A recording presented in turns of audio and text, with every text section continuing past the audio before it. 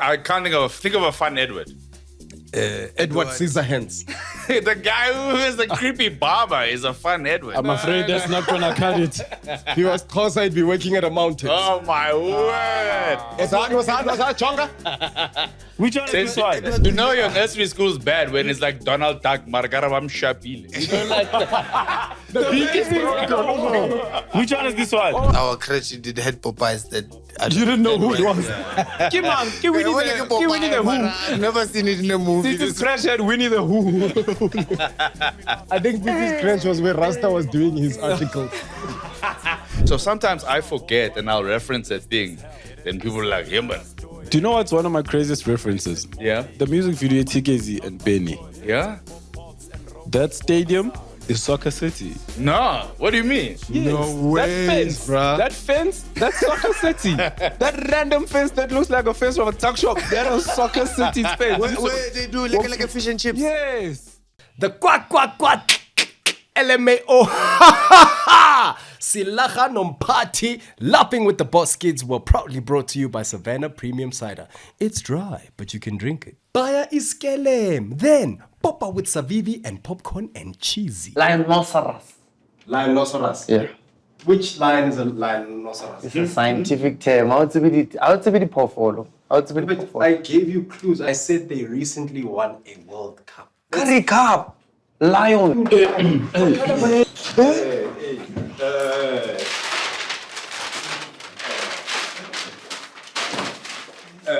Miss Maziguku, as I was saying to my esteemed colleagues that we need to prioritize the growth of our financial stability. It is imperative that we invest in more human capital resources going into the fourth quarter to tumultuously bring up the numbers. It is the epitome that we focus our resources, especially in the fourth quarter, on more management positions. And I digress. I too have been ruminating and photosynthesizing the importance and the priority of the epitome of quarter two. And just like William Shakespeare says, let I not marry into the marriage, neither divorce, but an eye for an eye makes the first quarter.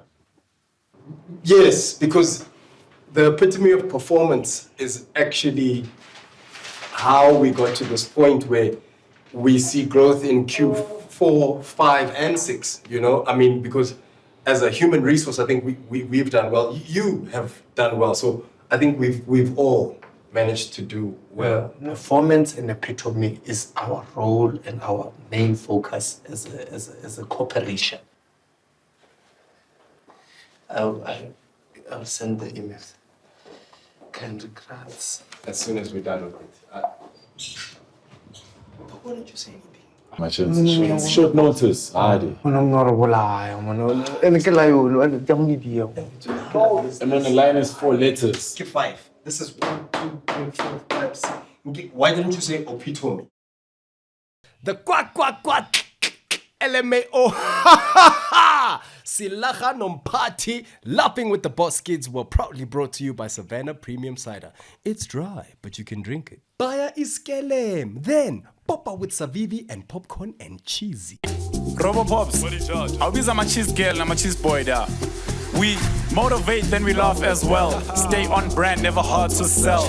Got real chats, now my LOL. So we both got gang and we blessed as hell. Siyadlala story, petting on my guest and I said more. You and my bundles, not of joy. Said it's some pop pops and robot boy. Popcorn and cheese. Yeah? Popcorn and cheese. Popcorn and cheese. Which one is this one? Popcorn and cheese. Call the world boy like friends like these. Popcorn and cheese. Popcorn and cheese. Popcorn and cheese. Call the world boy like friends like these. Popcorn and cheese, episode 38. Dangu. Tikaba. You know the budget is high when we have a real doctor here as a clapper. Thank you, Dr. Musa. Dr. Musa, Oh yeah, he does look like that, bro. Where's Lizzo? President of Relationships. How are you doing, my brother? Is everything okay at home? We have a doctor, you know, Musa. because today is the 1st of December. So we are celebrating World AIDS Day. Thank you for being here with us and giving us the talk, Dr. Moose. Offering to clap for us. Did Liesel approve those shoes, my brother? Those look like off-road claps. Those slops are for foraging. You eat berries when you wear those. You can see that front strap, my man. He has not made sure. Those clap look like hard workers. Those flip-flops, they come with a Bunsen burner. Which one is this one? With unprescribed glasses. And peaceful sleep. That's crazy business, dog. Master Splinter wearing the Teenage Mutant Ninja Turtles flip-flops. What, Jojo? Look like DJ Rico. You can take those in for a...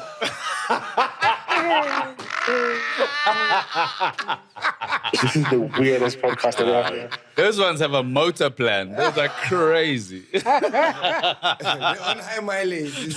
So, They come second hand, first hand. When he gets home, he deplates them. The box comes with a service plan. that's risky business, dog. Hey, cheese boys, cheese girls, and the cheese gang. Sorry, man. We got distracted by Melusi Kigaba Jr. Which one is this one? Imagine that. I wonder, his head looks like, you know, the head. Oh my. Like his head, his physical head, like the one with eyes and stuff like that. Oh, It two looks eyes. Yeah, it looks 4 like eyes. the one. We go be all right. Which one is this one? Oh, you didn't watch the video? Which video, Titi? Imagine this was in your mouth. Oh, what is this? A family show, man. What is going on? Yo, can we start the Cheese show? boys, cheese girls, and the cheese gang. Welcome to an episode of Popcorns and the Cheese. Ladies and gentlemen, before we introduce our very well-educated guest, nothing says I have a college degree like prescription glasses. I'm going to start with the people you know and love. Starting off, ladies and gentlemen, the first man is the man who is behind the camera, a legend, half man, half amazing. A man who's wearing his claps and has his Nikes in a box next to him. Hey. Because the heat today, and habatle cons ya gae, ebe popcorns. Ladies and gentlemen, Which one is this one? please put your digital hands together. Make some noise for the Beyonce of the house, the one and only Tsitsi Chumeric, the Barbarian.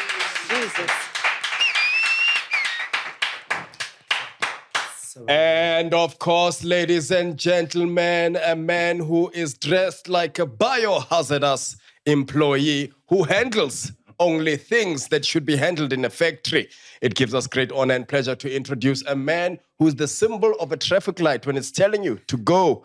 Ladies and gentlemen, he is the one, the only Optimus Prime's cousin. Which one is this and one? a man who needs a USB-C, a USB, and of course, a Nokia charger to keep his lights lighting. Ladies and gentlemen, I'm talking about none other than the man who is a living testament of poetry in motion, the one and only Robot Boy. What? Jesus. Ladies and gentlemen, in the previous week, it was my birthday. Speaking of birthdays, a man who is in a color known for being in birthday suits. Yes, the color is nude, but he himself is not nude. Two-piece. Yeah, nudity. Which one is this one? It's eyes, Titi, turmeric, the barbaric, being a barbaric again, with the logo of Beyond the Eyes, because he's the one and only Beyond superstar. Beyond Yellowbone, the captain who steers the ship, leader of all leaderships. Which one is this one? Of the Yellowbones. Mpa Pops, Modikwane. Jesus. Gents, I don't know how to tell you this, but I'm sponsored by Beyond the Eyes. Yes, sir. I thought we all got the package. I thought it was the Illuminati. I knew it was it's when always go in satanic roots. Slow. This is an actual eye. That looks like Yu-Gi-Oh! No, this is a beyond the eye. Beyond the eyes. The studios need to be. Ladies and gentlemen, if you're looking for podcasting needs, photo shoot studios to shoot your next big interview. Beyond the Eyes is right here in the heart of Centurion. Beyond the Eyes, because Lydia Bar already is. Been there, done that, got the t-shirt and the shorts at Beyond the Eyes. But are you sitting comfortably? 2050 event supplies, making sure that your leather or your suede is affordable for you at any event, at any cost, at any time. 2050 event supply. Pop-ups. Hlala nathi ngoba sihlele no Mojek la ekhaya, ladies and gentlemen. It gives us great honor and pleasure to introduce to you a man who started his career at primary school like most of us do, and he ventured into high school like most of us do, but then he went to university like not so most of us do.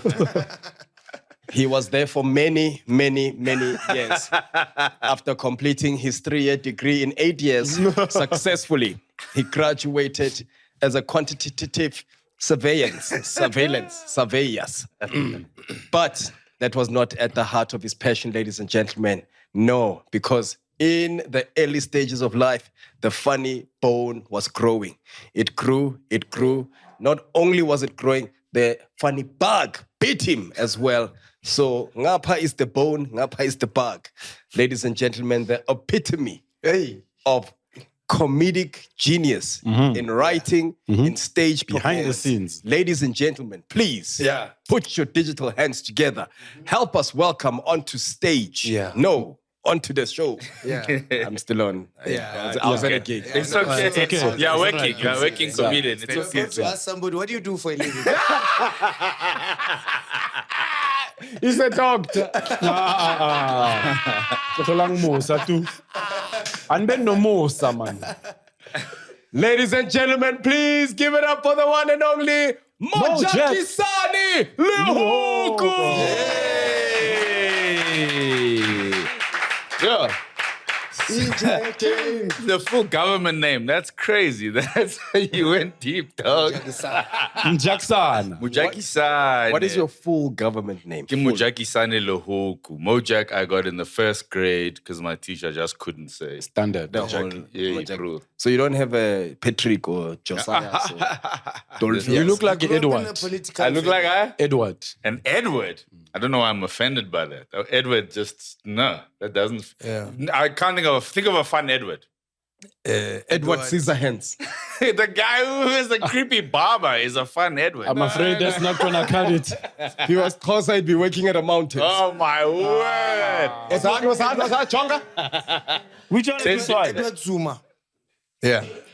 Is Zuma's other son. Yeah. He's fun? He's a fun guy. Okay. I don't know. I'm a fun guy. He's a very fun guy. He's a fun guy. I feel like there's something you're not telling me with that. Standard. Talking about things we are not telling. We want you to tell us something, Mojek. Yes. Those cameras are yours, my brother. Please Fantastic. Look into those cameras. Tell the cheese gang out there who you are and what it is that you do, man. My name is Mojak Luka. I'm a stand-up comedian, writer, soft director, do some acting work, and a whole bunch of other things in between. That's the broad strokes job description or title. You said soft director. We've got Cheese Gang from? Sibuking. That might not understand what soft director. So they think maybe you go director boy Emmanuel. Okay.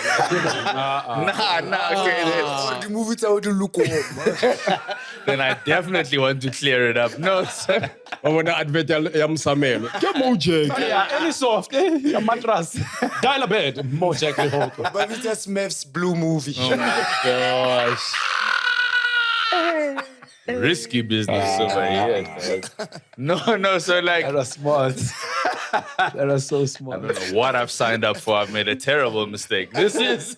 Sorry, bro. No, it's so good. So like, let's say somebody's got a stand-up show coming up and they need help putting it together. Sometimes I just help give it like narrative structure or give it direction. So that's what I mean. So it's not like, I'm not writing anything out. I'm not telling people, I'm not prescribing what you must do. I just make suggestions. And then I go, you carry on. And we help with performance and stuff like that. Yeah. Mojek directed my first one, man. Soft directed, yeah. Soft. That's soft. Yeah. Soft, man. Soft. And are you at liberty to discuss who you've soft directed or I did Kate Pinchuk's new show in Makanda. I've worked with Trevor on a couple of shows. Don't just say Trevor. Come on. There's other Trevors, man. Don't make it seem like there's one Trevor. Like there's a lot of... There's a lot of Trevors. There's a Kumbi. Yeah, I said. And the thing here is that I know a guy. I'm just trying to see if is it the same guy or... Are you talking about our best friend? Yeah, I work with Trevor. No, Come on. We were together at Sunbed. Yeah, I know we were there. We got the photos, we got the evidence. So yeah, Trevor's latest show worked on that one, and even the Gupta on my stoop, the one at the Dome. So like that's also a different kind of work. There, when Trevor comes back, it's like letting him know what's happening in South Africa, the politics, what he can or can't do or push, or like we just help also give structure to the show. So again, we're not like writing in that way. Like here's a script. It's like try this idea. Yeah, we're soft directing. That's what I mean. It's like we're making suggestions. Okay, hey, this tonight you did it like this. Maybe try it like that. So that kind of work. That's dope, bro. Speaking of direction, what is going on? No, sorry, I forgot to make sure that they. Here one. Oh, there. Tango! Tell I'm the only robot that works during load shedding. Getting something from inside. I'm so confused. I feel like that's so selfish, bro. What? The fact that you have a working robot here and there are people stuck outside at traffic intersections. My brother. You could be helping South Africa with this robot. When robots go off, Hey, but this one. We're in Centurion, there's no load shedding here, so all the traffic lights are working here. Beyond the eye, where studios should be. I feel like I'm in the longest Verimark commercial. There have been like 6 adverts since I've been here, and I'm not getting a cut of any of it. Including the opening skit. I don't know what it is, but... Mate, delicious, no matter what for. Everything here is sponsored. How Hammer? Hammer Oxygen. What's I said enough time? I'm sitting... That's enough time cream. I'm sitting here thinking I need a new agent, because these guys are... working overtime. I support it though, it's fire. I love to see it, Happy belated birthday. Yeah. Salute, thank you everyone. Excellent. Hey, big 3-6. Getting old, bro. I got some white hair somewhere here. This one, yeah. Can you? It's like I was like, why does your beard have a nail? That's it's the gray. Imagine you're filing your beard. That's crazy. Dog used to have like a dreadlock, gang hair. Chico vibe. Yeah, Yes. But when did you cut it? Just like a couple of weeks ago. I'm starting again, bro. I'm getting into a new phase of my life. New year, new you. Yeah. My birthday. Because it was a FB cut. What do you mean FB? No, like Fine Boys, Fine Boys. Fine boys. What a fine boys. It's a hello phone conversation, Titi. Let us know. Whoa. What do you mean? What are fine boys known for? Just enjoying themselves. So, is it age that made you decide to like get rid of because it was like dreadlocksy? Yeah, I mean it's cool, but sometimes it's like I don't know. You know when your look doesn't match your ID number. When you look at that, but your ID starts with a 7. Yeah, you ever meet a bro like that where you're like, hey, Killmonger, then you're like, Ntanga Pats. It's not mine. When you've dodged tear gas, but you've got a... You ever meet that guy? During the uprising. Yeah. He's got a Supreme t-shirt, Marilla. When now you need to go pick someone up from school. Like this doesn't... You need a petting. Your shirt needs a petting. It doesn't match. You need some stripes. Yeah. You can see the brewer goes to physio twice a week, but he's like... but he's trying to be too fresh. So I just didn't want to be that guy whose look didn't match, where I am in my life. But maybe I'll grow it back. You never know. Someone who says Danko but has gout.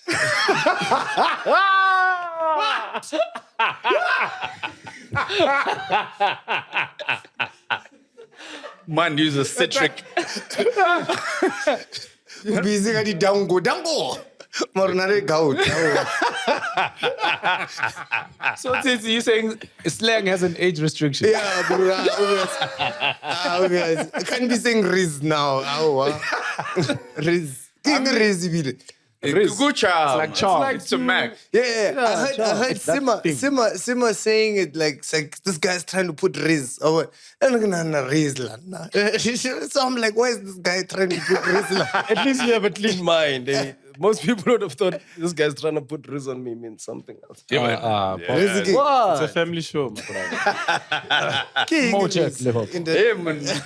Jackson 5-4. There's a lot happening today. Let's go back to the beginning. Let's go. Let's back. forget about today. Yes. Let's go back to the You guys went to school together. Yeah. Oh, that's crazy. Them and AKA. Imagine. In fact, I've known both of you for an incredibly long time. Yeah, my that's mom that's knows crazy. his mom. Our parents are like best friends. Yeah. For the political connect. I don't know how they know each other. Do you know I was a Your ball parents boy. were exiling I was together. a ball boy at FNB Stadium when it was South Africa versus Nigeria through your mom's. Yeah, my mom's worked at the Football Association for years and years. I did the same thing. France played South Africa at Ellis Park. This is like 90s. In the 90s, ball boy over there. So yeah, my mom was in football. But yeah, I've known you since like we were lighties. Yeah. I guess we've also known each other since. So we knew each other Greenside. Yeah. Then we knew each other Mondio High. Oh. Then we knew each other in the streets. Yeah. Everyone here is like very wholesome. And then it's like... Brother. I saw you on stage. Brother, I saw you on stage. That's you. Do you mind if I just talk to you? You're my hero.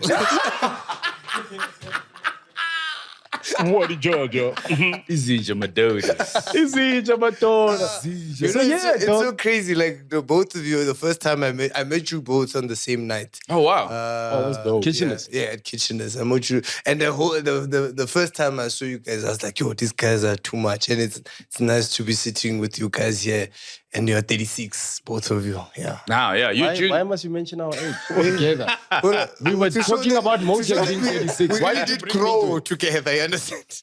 But you did it faster than. Because you're June 10, right? Yes. I remember it was the 1998 World Cup started on June 10. I remember it so. Yeah, the first World Cup, not 2010. TC. No. And that one we qualified. The last World Cup we qualified by ourselves. Yes. There was a brother called Pierre Issa. And then scored our own goal. Maybe two, actually. Two, white guy. One World Cup. Two. That's why Bafana is doing bad. Why? You just figured it out. Remember Pierre Issa, though? We were a good squad because we had white people in the team. What? We had Neil Toby, we had Pierre Issa, Mark Fish. Bachelor. Mark Fish. Mark Fish. Kevin Lane, Mark Fish. And then Pierre Issa scored 2 own goals at the World Cup. Then we were like, oh, and we just won 1998. In 98. No, wait, we just won AFCON. No, we won AFCON in 96. We qualified. Yes, AFCON, yeah. So there is another random fact. My little brother is born on the day we qualified for the 98 World Cup. And he plays football. He plays rugby. Sinclair was born August 16th, 1997. So when he was born, you know that goal Masinga scores? He was born like around the same time as that goal. Is that how dedicated your mom was to the craft? She was watching the game. No, she said, no. Ready when you are. I'm waiting for the call, please. Just a call. No, my other brother. That would be crazy though for a parent to be like, that would be wild. yeah, man. Going back to the beginning, bro. Yeah. We met in primary school. Primary school, that's correct. Greenside Primero. That was a different world, dog. That was a totally... I remember like Tazos. We're giving away. Pokemon. Yeah, Tazos. Marbles. Trading cards. It was just like a totally different time to grow up in. When it rained, we used to play speedboats. Speedboats. Yes. Remember we had those gutters? Yeah, where the water would run down. Yes. And you use like a random stick or what? No. We used to get... Our school had this tree. I don't know what this tree is called, but it had these things that look like... It looks like a little dried up mango. Sure. Right? And then when you pluck it and you throw it in the air, it spins back down. We used to call it helicopter. Helicopter. So we used to get those helicopters, and those would be our boats. Yes. And then we'd go start at the beginning of the gutter because there was like a gutter that went around the whole school, like a cement one. And then we'd race speedboats. That's so crazy, though. How you remember that action? You know why? You know why I remember those helicopters? Because I knew we didn't have those trees in the hood.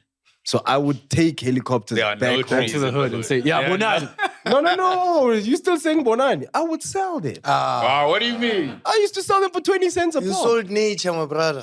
Dog, what level of hustling? This guy. What is mining? It's selling nature. Yo, you like Why do you work for it? Ghetto Keith Kirsten, dog. Remember that guy at the... You guys remember Keith Kirsten? I don't think we... Keith Kirsten. Just me. Damn. Okay. That name sounds like he does some profound stuff. No, he was like it's like a flower shop on the corner. You know where Connor Bompas and Jan Smarts is? They used to be like, remember that place opposite the Goodman Gallery? Sure. Okay, here's the thing I want to say. Goodman Gallery. No, okay, I'm gonna say something, right? Because what are you doing there? No. Because we've all been in Joburg our whole lives, right? Yeah. So a lot of people who come here. No. That's why I did this. Yeah. That's why I did this semicircle. You gotta a lot of people don't know how much this city has changed. Like when we were in school, there was no Monte Casino. Facts. Yeah. There was Bears No Deer was Deer for Malan. This city is so crazy in how much it's changed. So sometimes I forget and I'll reference a thing. Then people are like, Himber. Do you know what's one of my craziest references? Yeah. The music video TKZ and Benny. Yeah?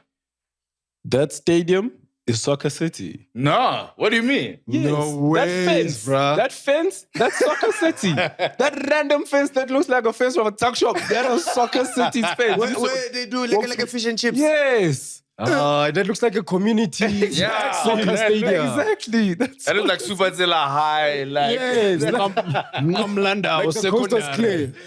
Chest. Like a fish and chips. No, so a lot has changed, bro. Yeah, to that reference. Jersey as a place is so bizarre in how much it's changed. And if you've lived here long enough to see it, it's like we could have conversations about where we used to hang out in the early thousands. And because we used to hang out. We used to do a lot of our hanging out at it's now called Brightwater Commons. Yes. But we used to go to it was called Waterfront. Waterfront. Yeah. Randburg, Waterfront. There was boats. There was a poofy slide. The Glen Mall had a boat. You could paddle. Water. Yeah. Yes. I forgot what they call it. Yeah, boats. No, I'm talking about the Glen. Oh, yeah. I can feel all your young viewers just like, we don't know what. We had boats at showground. We had showground in Lewachumu. Next to Lewachumu we had showground where we could. It's like our Nazareth, Yeah.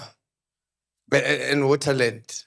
We had Waterland in town where you can go and swim, public swimming pools. It was nice. That sounds fire. How many pools? Yeah. They had maybe 4 or 5 pools, but one big one. So wait, tell us more. Who swam in the 4 or 5 other ones? What Everyone. Everyone's afraid of the one. And the Chweni. I know. The Chweni is also another public swimming pool area. That one had 2 pools. One big one, one small one. But the big one doesn't go too deep. So you see a bunch of half adults standing in the pool. And the other one is the children. Like that. We had a lot of one thing about Limpopo where I'm from. Yeah. The public recreation areas were very alive back when I was still there as well. So we did a lot of outside activities. Nice, nice. So to your point, bro, the city has changed. More. What? No, I'm it's fair. Because I think of Kochongweni in Katlong, there was also a public pool, but it was fair, bro. It's how often did you go? Go Jake. I never Jake, went. I was about to say. Really, Jake? I went when my mom could get a job. And Yes. That's when we started going with my stepdad. Oh, yeah. Why did you whisper it? Yeah. because I don't. At the Did your time, dad not know at the time? I didn't know he was my stepdad at the time. Oh, wait, what? I just thought I found my father. What? I feel like we're hearing. Like, let's talk about the pools in Sebokeng. This feels like you heard it here first moment. We're not gonna skip past that. No. So when your stepfather came in the picture, like, I don't know. Dog, you know, my mother and father and my stepdad, they used to drop my mother and myself like around the corner. And I just thought maybe it was because of my grandfather being silly, but like, I don't know, he was not my dad. Damn, this got real quick, man. Wow, we were talking about.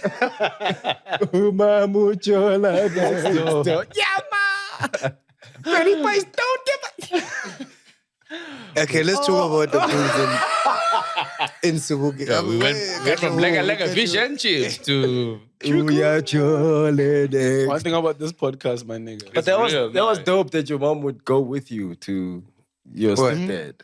She didn't have a car. Wait, what is that? What's going on? How is she gonna go with me?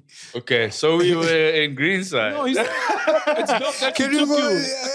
He says it's dope that she took you with. Like, what happened now? What's your motto? You know how they met? My mom was my mom was hiking to Joburg. Then my dad saw her and Achiga.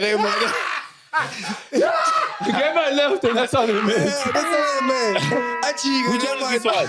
And he didn't even go where he was going. He's like, the creep there, man. I feel like, okay, wait. I feel like me and this guy should swap. This the real episode. Like, this the realness.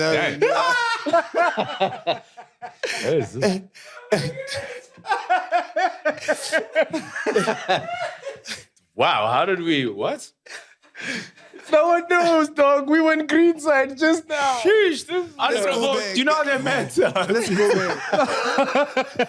The real origin story. That's crazy. Let's go back. No, we give thanks. We're here now, I guess. We're here now. We're happily married. The public you have a pools, brother. You're a product. So you're a product of a U-turn, my man. Yo. Which one is this one? No, my brother is the product. This is wild. People are gonna eat. Oh, What? There's going to be a fry in this household. What's never shebile? She's in Konya. Warring Mojek. Warnaga betra you tried. And the December Christmas is coming. This is only airing now. So natsitsi wa bele wa mmago hitchhiker. Warinna. Hitchhiker. Now you must ask for the zambas after you said all of it. Mama, yeah, no, what Greenside was, I'm trying to salvage whatever is going on. Salvage Mojek. There's nothing going on. Sharp. Let's move on. Okay. Greenside was bizarre. Remember, we once entered a talent show where we learned, what song did we learn? Two of America's Most Wanted. Me and this guy would learn the lyrics to two of America's Most Wanted, Tupac and Snoop Dogg. For a primary school talent show. Wait, with the swear words. Yeah. No, let me explain it properly. So I want to hear the story. So we were in grade 2, no? I think so, yeah. Whoa. So we're in grade 2. Whoa. Ain't nothing but a gangster party. Pump it up, still what? We're playing kiss and catches in grade 2. Luna, you're doing what? There was an opportunity to do a talent show. Yeah, man. And fit vibes. And we were heavy into rap. You know, all of us, the whole crew. Me, JP, Mojek, Kenan, CJ. Shout out to JP. He's still one of your best friends right now. Till this day. The homies, yeah. Shout out JP Watson. Loogie the Trugi. So a talent show. There was a talent show. Yeah, that's cool, yeah. So Mojek and I loved Snoop Dogg and Pac. So also we looked like Pac and Snoop Dogg. We're like, come on, dog. You be Pac, I be Snoop Dogg. We rock it. So I had the All Eyes on Me double disc. My mom bought me. Oh, remember that era of double discs? So your mom bought you a Tupac disc in grade 2? Yes. Okay. Double disc. That was my first CD that I ever shared with my brothers was Boys to Men. Yeah. But my first CD that I ever got was that my mom got was a Tupac double disc. Wow. All Eyes on Me in grade 2. Wow. I was.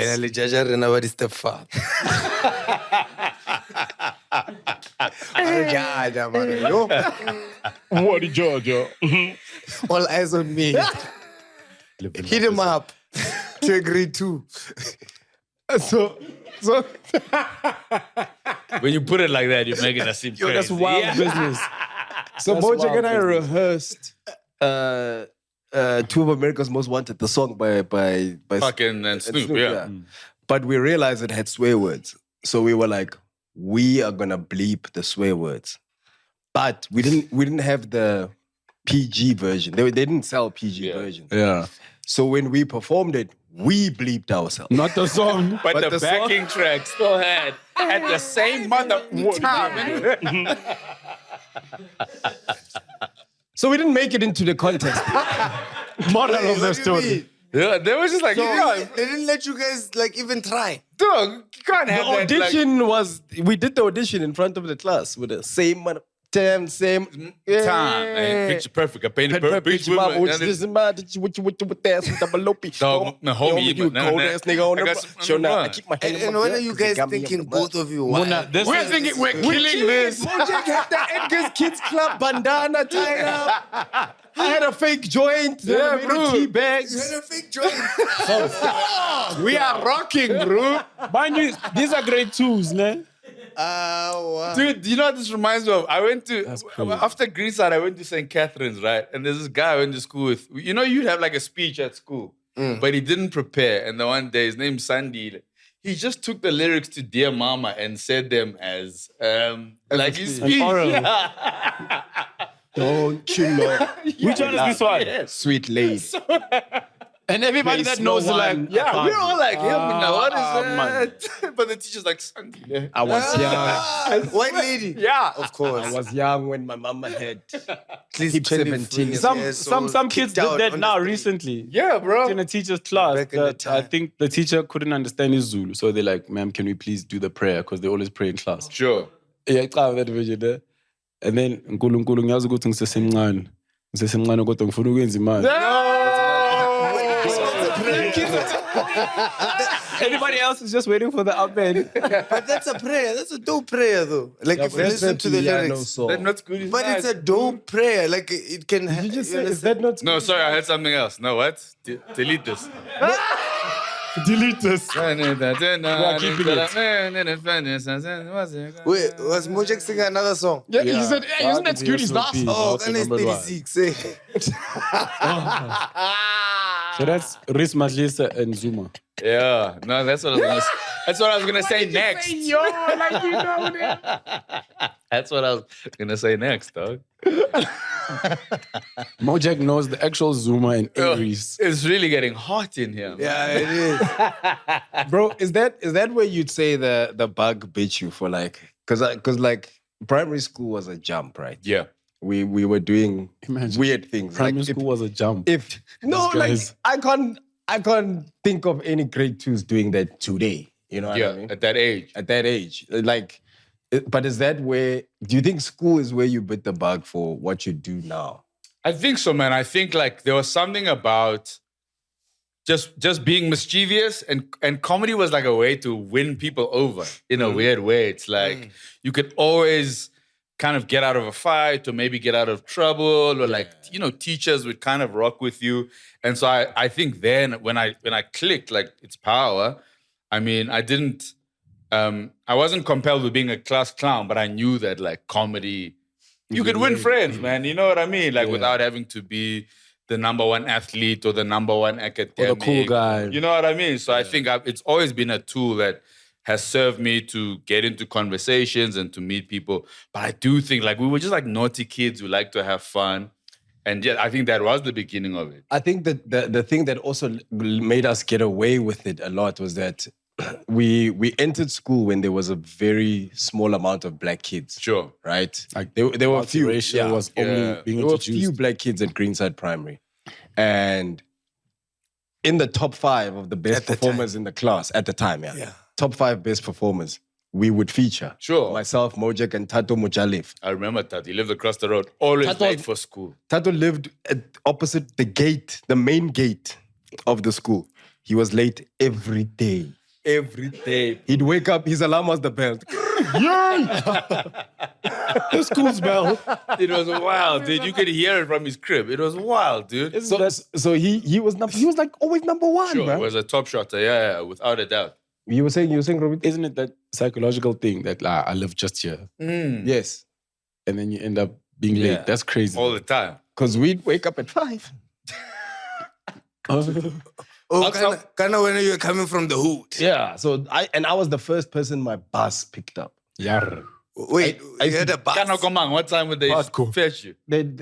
Either 5 or 10 to 5 a.m. Bro, transport is one of the most painful experiences to have. Life.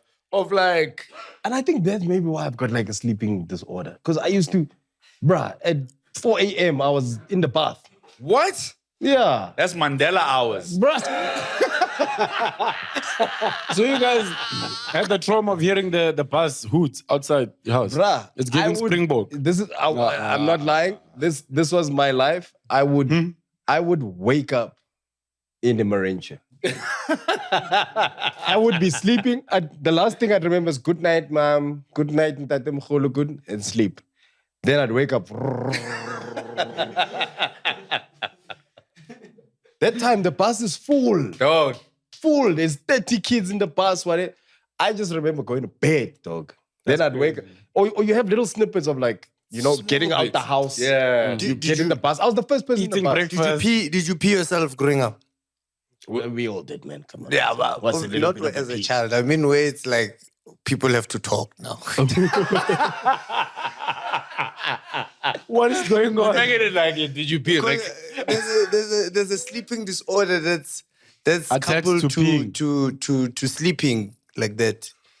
There's a sleeping disorder. But So where does the peeing come in? They pee a lot. Like the way you're talking, it's somebody who would be peeing themselves.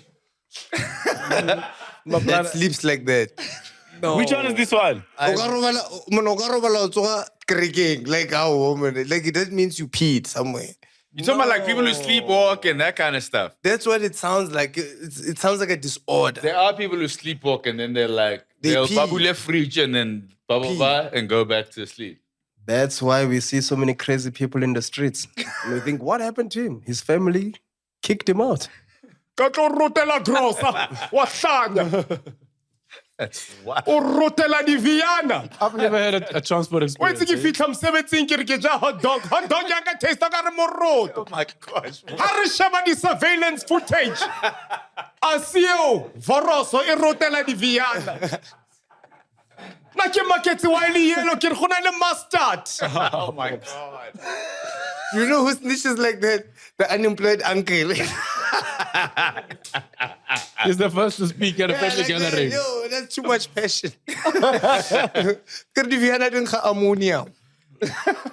That's very specific. That is ammonium is the... No, I know. we've got pH. this. No, we're with you. No, don't worry. I'm with you. I support you. No, no, make a show. Yeah. Because after sometimes, I funny, but I understand. Disclaimer. It's a you problem. It's a you problem. It's your English. Yeah. You said you never had that transport problem.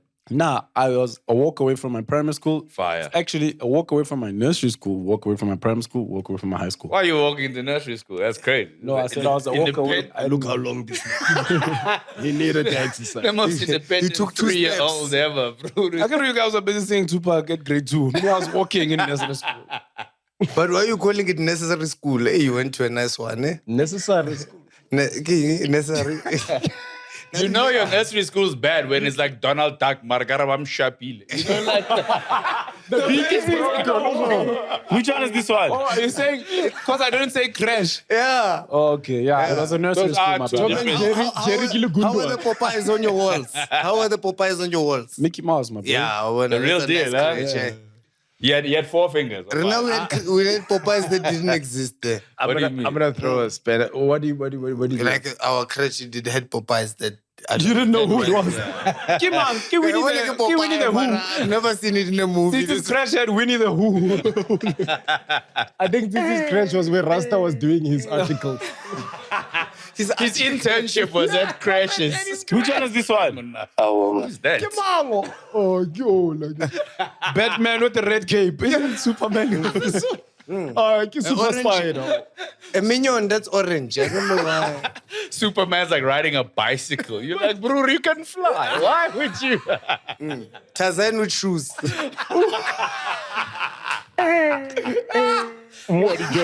is the weirdest podcast around. Tom and Jerry Kilikundu. Then when did you guys you never spoke about comedy at that time when you guys here's the funny They went part, from rappers right? to comedians. And this is where I'm going with it, right? Yeah. We were very smart, right? I think also just being like the few little black kids in the school, we had a point to prove. Also, we understood that our parents are sacrificing everything for us to be here. Yeah. So we worked, right? So academically, we were dope. And then because we were dope academically, it allowed us to play and really be class clowns. Bro, we used to, if we completed our work as the class, we got given a reward. Yeah. The teacher would literally say, if you guys can finish your work at this time, then I'll give you a reward. What was that reward, Mojek? I think it was it doing impressions? Yes. Yeah. I used to That's so crazy. what was Jim Carrey's movie? Ace Ventura. Yeah. Bro, I watched that movie like hundreds of times. And like VHS. Yeah. and I can't do it now, but I used to love doing the he had No, he was just like somebody to love. That's so crazy, bro. yeah. I think that's where I actually, in fact, now you've pinpointed That is where I so discovered like crazy. my comedy thing. It was watching Ace Ventura, the Wayans brothers. Remember that era? Yeah, or like Brothers and Don't Be a Living Menace. Colors. What was the Suburban Bliss? Yes, with Ike and... Yeah, I That's think we really at that time gravitated towards that kind of television because I think in South Africa then you had like Generations. It was like soapies or this It was comedy. Bold and the Beautiful, Days of Our Lives, Oprah Winfrey. You know what I mean? We had like a proper schedule. Yes. But then in between all of that, My wife and we'd my be wife and blessed kids with the funny... This was like- before Wife and My Wife and Yeah. Kids, way before. But like a golden age of sitcoms, bro. Taina. Moesha. Raven. Dog, who's the... That's did so I do that? Did I? Steve Did I do that? Then it transforms into a chama pod. Dog, he was like, what was he? Stefan. Fly guy, bro. I think we just lived in an era of all of this, like... And this was all on the SABC, by the way. Exactly. Consumption was... Dog, it was like, you could just watch so many... And I think what's interesting is that you saw like cool black people on TV that were making people laugh. And I think that just resonated with me. That was like always how I might go in or how I got into groups and like...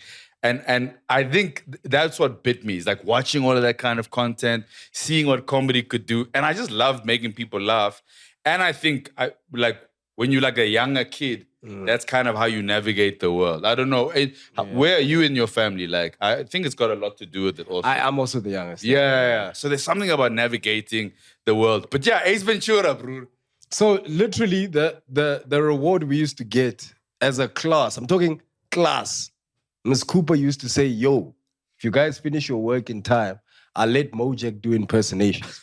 Imagine. So we would literally, people would finish, we would encourage each other, come on, Sven, what's going on? Shout out to Miss Cooper. Dope, If class was meant to end at 1:30, at 20 past, we're all done. Ready, bro. 10 minutes of impersonation. Mojek would literally just... He'll do Ace Ventura, he'll do Steve Urkel. The mask. Remember the mask? Somebody stop me.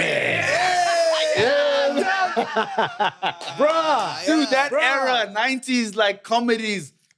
Yo, bro. That's crazy. Golden With era. those big guns and then the bang flag comes out. Yeah. You had the suit. You had like Dumb and Dumberer. Actually, the first Dumb and Dumb. Man, the 90s, I think, was just an age where people made that kind of comedy. It was great to see, and I just loved that kind of stuff. So we had that influence, right? We had that, and I feel like you've maintained that balance because we had a very big hip hop influence. Sure. That's when hip hop was really in and cool, and our parents allowed us to explore hip hop. For sure. So we were heavy into hip hop. It was always about who could get the latest CD and whatnot. Yes. You know, and I think that's how the friendship with Kiernan started. Yeah. We'd go to JP's house, and then we'd go to Kiernan's house. Yeah, I think that era of like, I know we sound old, but like, you used to be able to buy a single. I know some people may or not know this, but you could buy a song. It was one song, but like 4 different versions of it. Sometimes it had just the instrumental. Sometimes it just had the a cappella. It was like a DJ pack. Exactly. That's okay. That's why. That's it. It's got a street name. That's crazy. Yeah. She's DJ pack. DJ. What Georgia? That's what they do to Adele. And every time Adele releases, you go to the club, remix. 9 versions of the same. Yeah. To the other side. You know when you're like, Adele did not authorize. Yeah. You're in the club dancing like Adele, you took Which one is this one? What Georgia? The record label has not heard about this one. Not to seven to some more.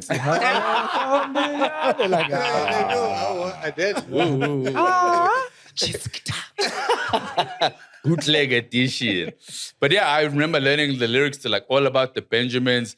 I think that time you wanted to know a song word for word. You play it over and over again. But hip hop was big. But I think the reason is because of my older brother. My brother Shloms is like 7 years older than me.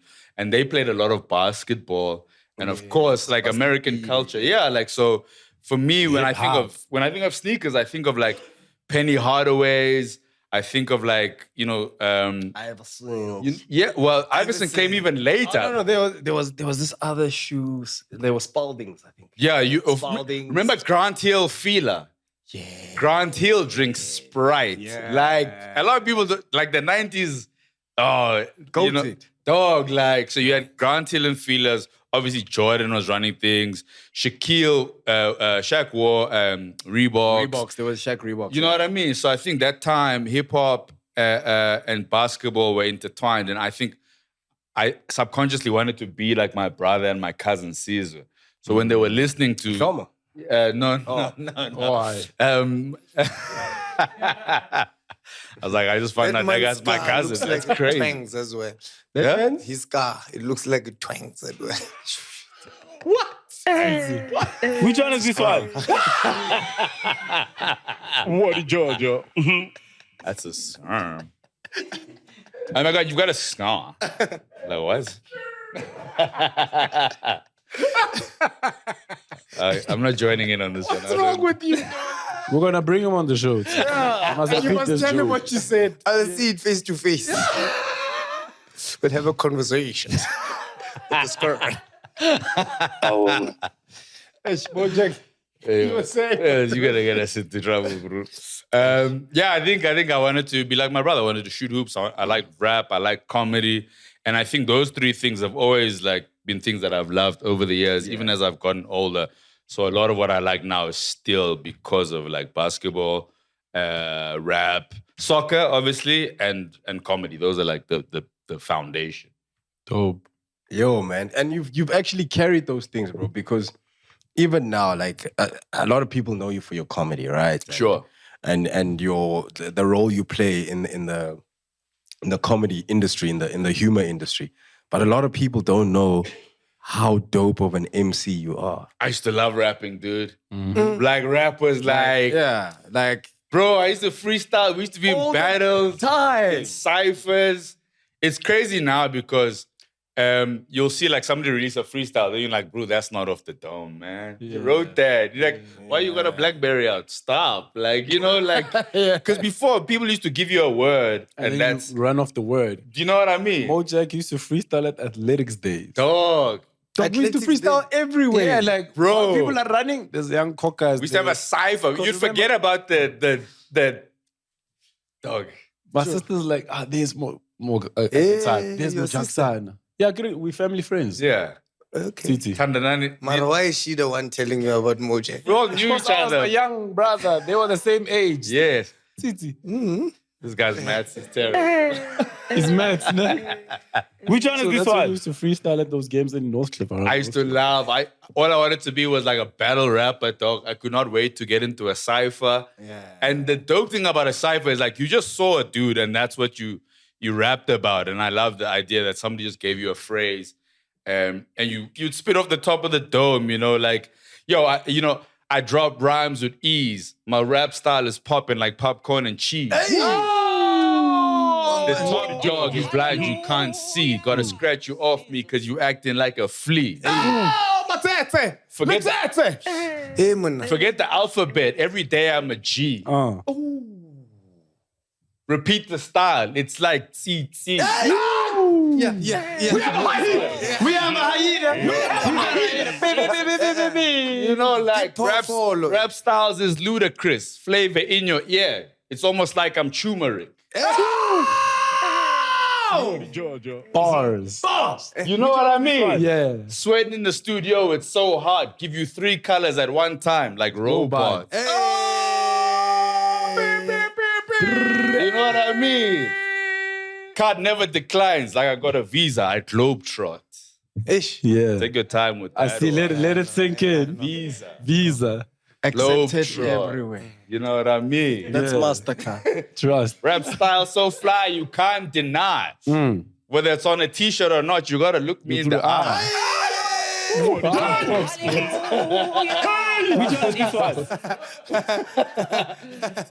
Like, it would be off top. Rude. Dome? And it would be. Bro. Do you know what's you know that like kitchen, like at Kitchener's, né? Yeah. When the cypher, like, because Kitchener's was very much hip hop influence. Temba Lunacy. Yeah, we used to run this room in Bramfontein, New Material Night. Let's give some context to that. Sure. Yeah, please, yo, because this is now it's Because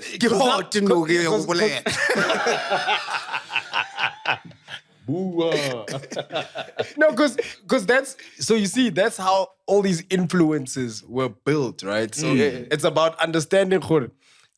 People know Mojek as the comedian, right? Sure. They don't know the hip hop thing was bubbling under from primary, to high school, From way back. Mojek's one of the best off top of the dome freestyle rappers I know, and he's a comic. You know what I mean? Yeah. For the roast, I literally said to Mojek, I wanna open with a rap. Can I tell you what's crazy? Sorry, we were writing. Obviously, Pops hosted the Comedy Central roast of Kanyimba. Cooked, but we're in the writer's room. Then he's like, I'd like to open with a rap. And then everyone looked at me and I was like, oh, The whole room went zoop. That's the it's like, cool. Who else was going to write the rap, bro? Can't be Luis Ogola writing the rap. Why is Lloyd catching That man strings? listens to jazz, bro. Roy's one of the biggest hip hop. Yeah, but he listens to that hip hop when we're still fighting for real things. Like, kick up yourself, kick up yourself. Kawabanga, dude. Nah, Lloyd's a huge hip Like a hop black- head, bro. He's like, deep. No, deep, but deep. but Mojek is nice with it, right? Because how he infuses what he sees with the rap, the flow, what he sees. So I think developing that skill over the years is kind of what developed you to become the type of comic that you are, right? Yeah. We all have a different style of comedy, right? Titi's very like self-sabotagey, but very honest and smart. Sure. Right? Or self what? Maybe self-deprecating, maybe. Self-deprecating. There's the word. I'm not self-deprecating. I'm not there. That's what I'm saying. Is that you're not afraid of just bearing your soul, truth. and speaking your truth, right? You're not embarrassed by who you are, where you come from, your situation. A lot of the things you talk about in your comedy, a lot of people, especially people within our race, would never want to share, Open up about it also. open up about, right? Oh, yeah. And you do that, and you do it so well With your trust. With Mojak's style of comedy, It's the one. Mojek has an ability to step into the room and make the comedy there. You know, from an audience interaction point of view. Groundwork. Yes, groundwork. And he knows. And funny enough, I got a lot of that from you as well in our formative comedy years. Sure. I realized how you use that skill to involve the audience into the show. Yeah. And it gives the show a different thing. Because normally comedy is like, here's an audience, I'm gonna step on stage and I'm gonna see if I can entertain them. Yeah. But you get on stage and you pull them in. With your interaction, right? Sure. I think I heard a quote once, and this is like for every performer, is that every audience is a collection of people who are there together for the first time. Mm-hmm. So we all have like a nervousness about this brew who sat here. And so I think once we peel back those things and you go, hey, what do you do? Hey, I'm a doctor. And then we become like a collect. Hey, Dr. Kumar, which one is this one? They'd kick you out in the OR for that. They'd put them in the op room. Yeah. Those podcasts look like an emergency break. Oh my God. Like if your quid won't stop.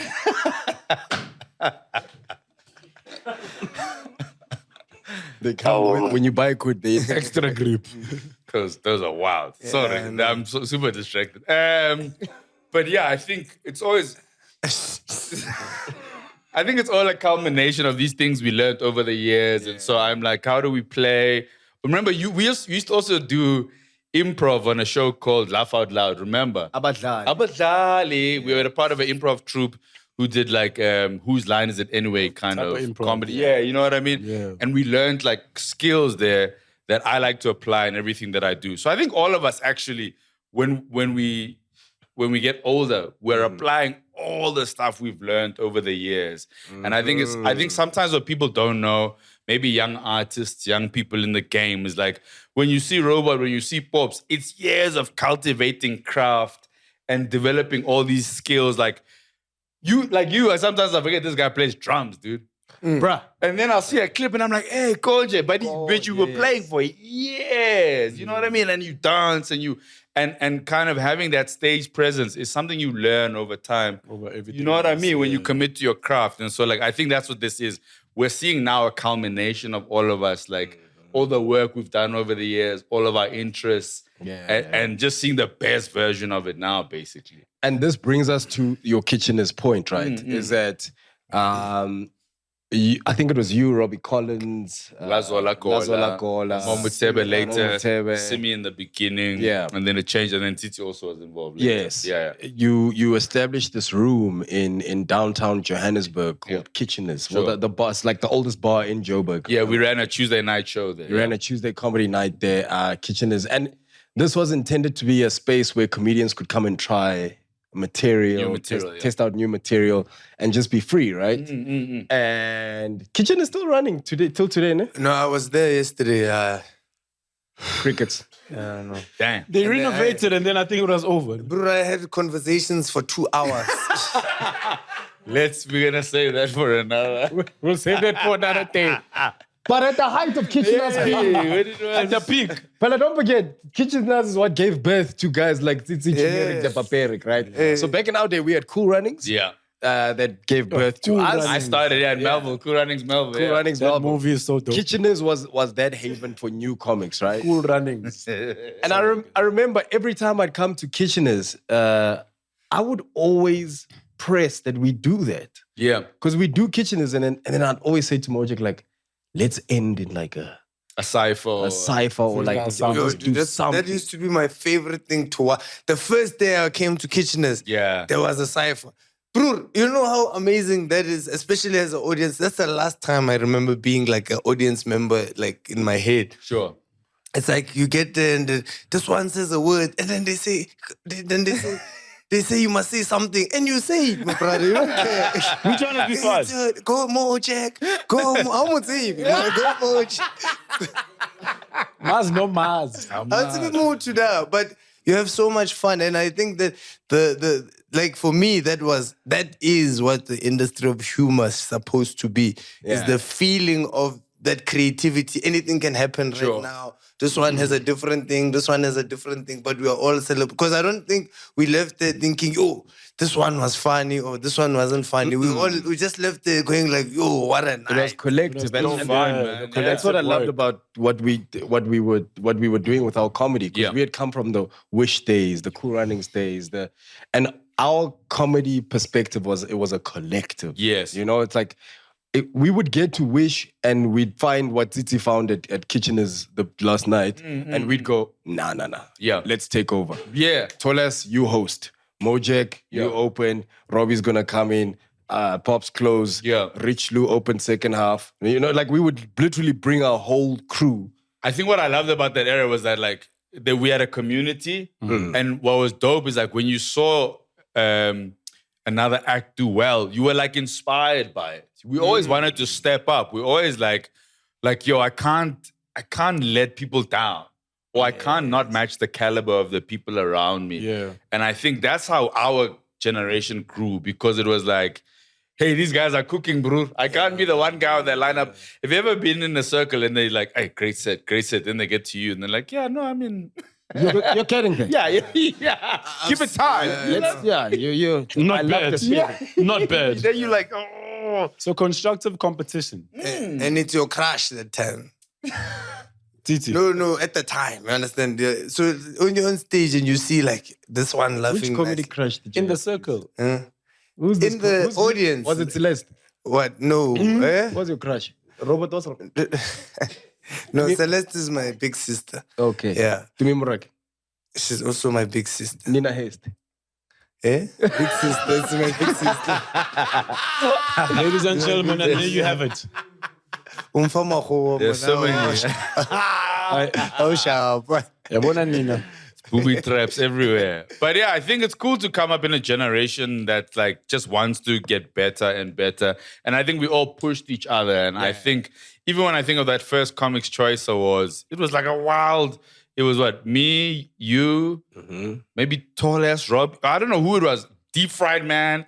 It was so stacked, man. And like, I think we come from that generation. Not to say that doesn't exist anymore, but I think we really were about building community and building the culture and just like being dope and working on our craft, like writing jokes, notepads. Remember we used to have like notepads of jokes, bro, set lists. Like, I tried this one last week. I think to any artist or creator out there, like pursuit of the craft, I think is everything. The other stuff will come. Because a lot of people don't know how broke we all were. Super. Like phoning Kidiboni Mlawuzi to pay us what he owes us.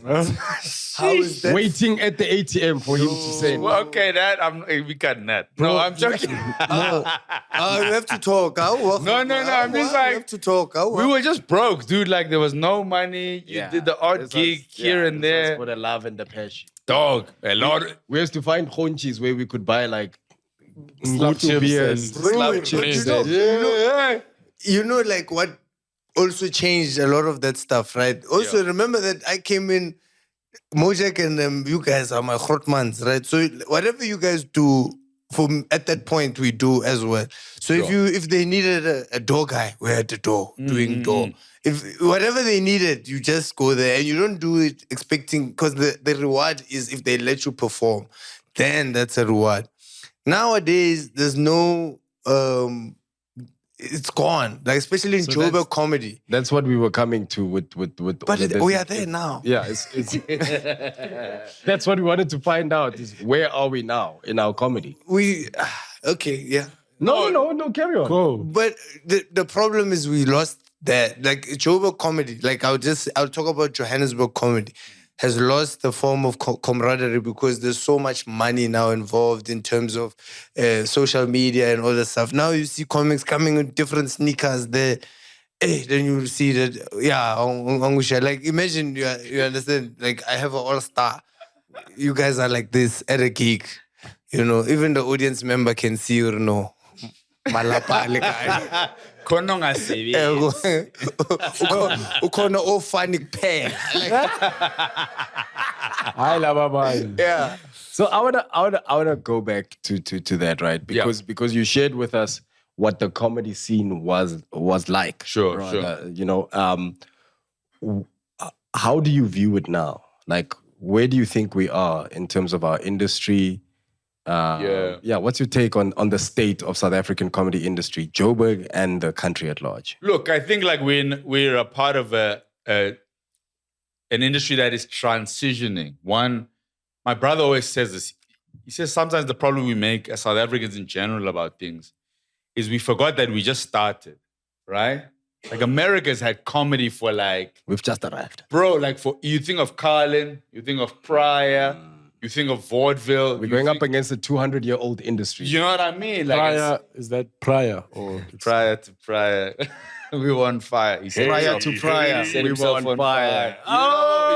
And he did say more fire. Come deep on. cut. But like, I think we are still in the growing pains of our slowly landing on everybody else. Come on, guys. Real rap, nigga. Nine skippy like it's like prior to fire. Prior to Pryor, he Jeremiah. set himself on fire. I remember Richard Pryor set himself on fire. He was free basing. And Yeah, more yeah, fire. More Then fire. more So it's a fire. double entendre. Yeah. More fire. And then he's gonna what with a ska? Okay, wait. I don't know where we are anymore. Aji poja papaya. I mean, I'll take Mojek, let's kill it. I'll accept it. I think It's messy.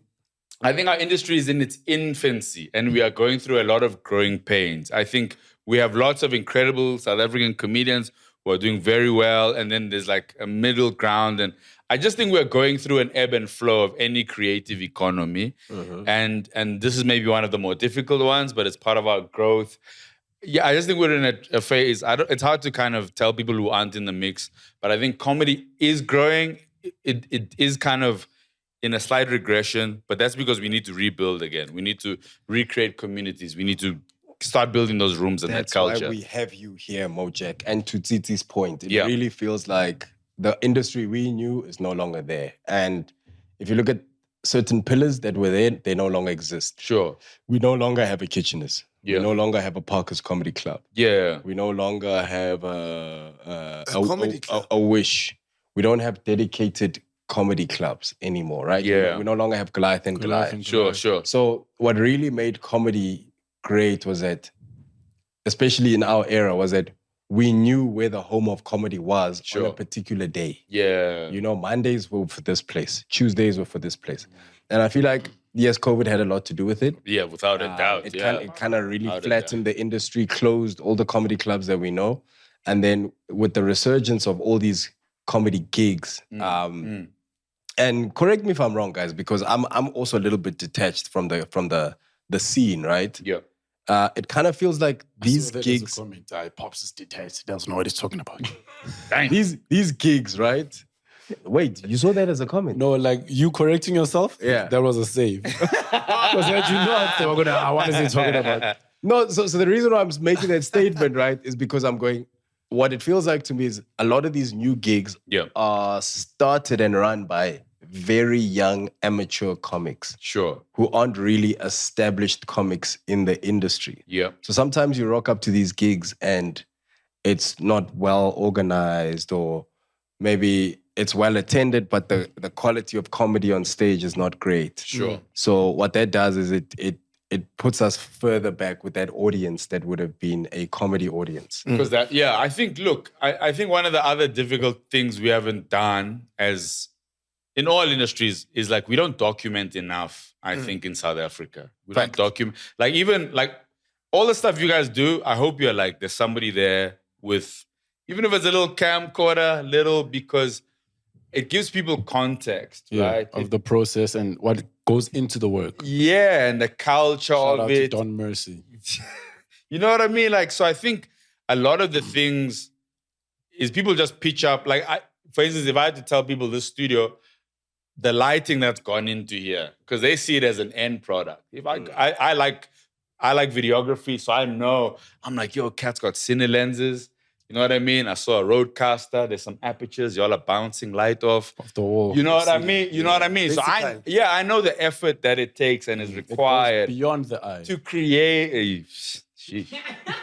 Oh, hallelujah! Damn. Okay. Yeah. Jesus. Global time. No, The mobile problem is generation. the boss is here, so we have to. Right here, you understand? You saw when he said beyond the eye, he smiled. David Chappen.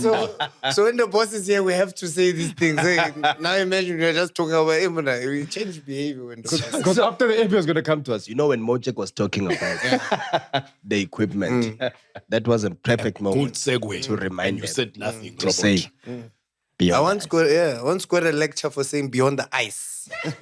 But it's one. It's one eye. It's beyond the eye. But I think, I was trying to make this documentary about kitcheners, and I still want to do it, but I just want to show people like what you need to run successful events or successful whatever.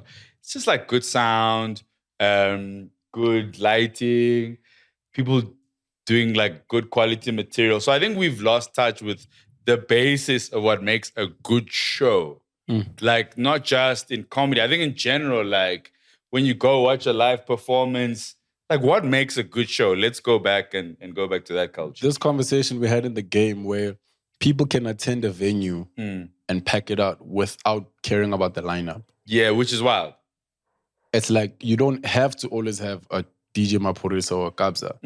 Without a lineup or without the lineup being out yet, people are already there, packed and full. Yeah. Sure. Because the quality of the seating, the arrangement, the service, the food, the sound. We're going to get a show. We know we're going to get a show. Yeah. And I think Oksala so jive. Yeah. I think it's just something about respecting audiences that have taken the time. Someone left their crib, dog. People are working hard out here. They must bath, put on an outfit. Fun is tough, bro. Petrol. Economy is down. Somebody took that dime. Somebody took time out of their life to come watch you play. Like, give them a worthwhile experience. And you got to remember, when we talk about Kitcheners, that place is grimy, dog. Yeah, that's like the corner of bro. Like it had wallpaper. Like when last you went to a place, a carpet. Like, but the show, the quality of the show, when we could, was the most important thing. You knew where you were, like you were in the ends, Yeah. But the most important thing beyond anything was the show and its quality. And I think that's important to everybody. Forget how many tickets you sold. Because people forget we started with 6 people, We started with 7 people. We grew that over time. And the thing that it's taught me is that when I get into a room, it doesn't matter how many people are there. Yeah. Yes. 15. I've played all of them. People forget that. We've played the lyric theaters. We've played the center court at Empress Palace. Yeah. We've played to the 6, but every time they were there, we gave them a show. Yeah. We respected the audience, that they paid their hard-earned money to come see us perform. And I think that's what we need to go back to as all entertainers. And that's why when you talk about a lineup, bro, I went to a festival the other day. In between the next act was a grime act from the UK. They are playing music that sounds like it's from the Scooby-Doo soundtrack. I'm like, you have not even thought about... Like, what do I do in between before this guy comes? There's no connection. I'm like, how are you going to... Imagine Maphorisa was going to play next and then you put on Simon and Garfunkel. And it's like... Rebecca Malo. Maphorisa setting up. You're like... So I think we need to just respect our audiences, give them shows, make it worthwhile. And I think if we can get back to that, we'll grow the communities again and again. I wanna ask a question, and I think this also has to do with a lot with the comedy industry. Is because like when just after Trevor. After Trevor thing, and a lot of people kind of started wanting to do comedy. So, because when you had the open mics and there are a lot of new comedians, that was the thing we spoke about mostly. Yes. But then once we started having the power or like being given the responsibilities to handle certain things, whether it's Kitcheners or other things, then you started realizing that some of people were in it for what they saw and didn't know or didn't anticipate the work that you'd have to do. So you find comedians that you're like 2-3 years in, but you don't want to do anymore. Yeah. You just want to perform and leave. And it's difficult for everybody to want to be the star. because we kind of have to grind. You have to fly, you have to do all those things so that the show becomes a show, and then the hosts and the people that are in the show kind of shine.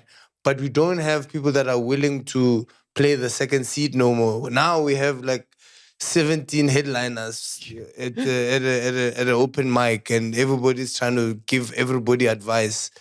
And it's really difficult to get out of that because I don't even know what to... Like, they give Pops advice. That's a crazy... They say, that's a good gag, but if you just do this... That's a crazy statement because, as you kept saying also, the industry's become like that as well, where everybody in the position that is placed to make this person successful is also trying to be a superstar. That's how you get superstar managers, superstar road managers, superstar photographers, superstar this, superstar. Sure. And I'm not saying certain people can't get their flowers in the position, but if the initial position is for you to stay behind the scenes for the success of something else or someone else or an event. For the thing, Yeah, for the thing's sake. Everybody's trying to, yazuba novulele gate namhlanje. Well, look. It's like superstar security. Which one is this one? Enjoy. I think like we're in a social media era.